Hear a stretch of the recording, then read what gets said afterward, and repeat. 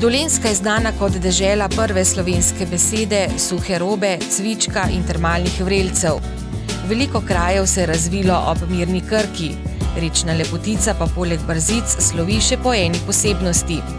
Leta 1827 je na Krki češki znanstvenik Jozef Resl patentiral ladijski vijak in s tem se uvršča med pomembnejša znanstvena odkritja na slovenskih tleh.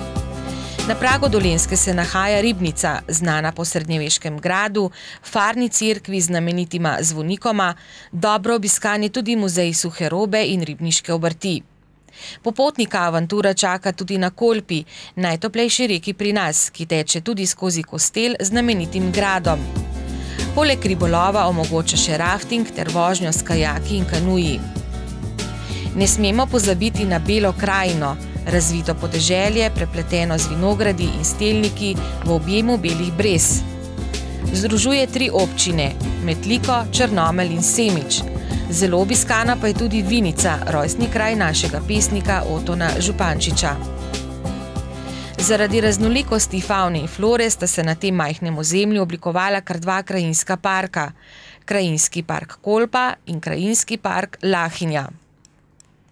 Dolenjska je tudi dežela številnih termalnih vrelcev. Izletnik lahko tu obišče kar 3 zdravilišča: Dolenjske, Šmarješke Toplice in Terme Čatež.